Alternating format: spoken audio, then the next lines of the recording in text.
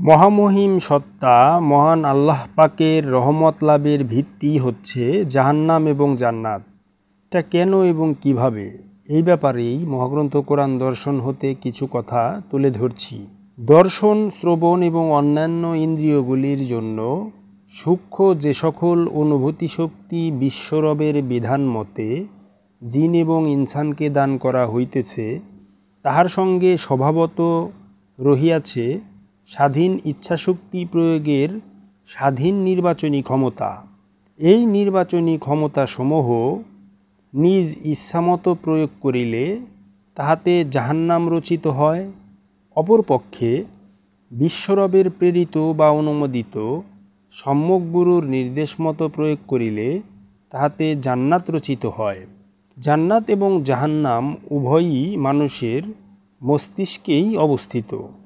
অসীম বিশ্বভুবনের যাহা কিছু সৃষ্টি করা হইয়াছে, জাহান্নাম তাহার মধ্যে সবচাইতে গুরুত্বপূর্ণ এবং প্রয়োজনীয় মৌলিক একটি অবদান। আর জাহান্নামকে ভিত্তি করিয়াই সৃষ্টি রহস্য এবং আল্লাহর পরিচয় লাভ করাটা সম্ভব। এই বিশ্ব ব্রহ্মাণ্ডের সকল সৃষ্টির মূল উৎস জাহান্নাম। জাহান্নাম সৃষ্টি না করিলে মানব সভ্যতা, সৌন্দর্যবোধ এবং সর্বপ্রকার জ্ঞান গরিমার কোনো অস্তিত্বই থাকিত না। জাহান্নামই জান্নাতের জন্মদাতা এবং লামোকামের জন্মদাতা। জাহান্নাম ব্যতীত মোকামে মাহমুদার অর্থাৎ মানুষের জন্য চরম প্রশংসিত পর্যায় লাভের কোনো সম্ভাবনাই থাকত না এবং আল্লাহর সৃষ্টির কোনো সার্থকতাই থাকিত না। আসলে সত্য বলিতে কি, আল্লাহ বলিয়া কিছুই থাকিত না। থাকিত নামহীন এক মহাশূন্য, এক মহা অনস্তিত্ব।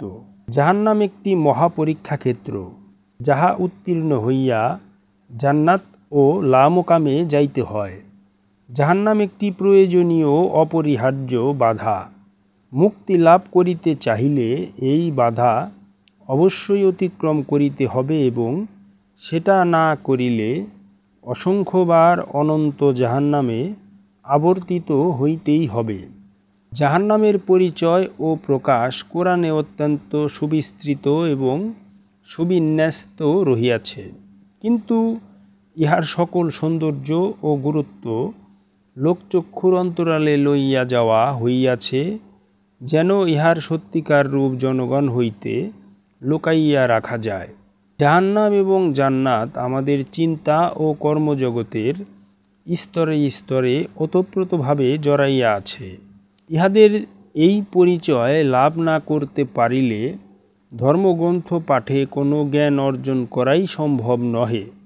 মহাগ্রন্থ কোরআনের সর্বত্রই জাহান্নাম ও জান্নাতের পরিচয় ও বর্ণনায় ভরপুর আছে এবং তাহা হইতে উত্তরণের জন্য তথা মুক্তিলাভের পদ্ধতিও সুবিস্তৃতভাবেই বর্ণিত রহিয়াছে।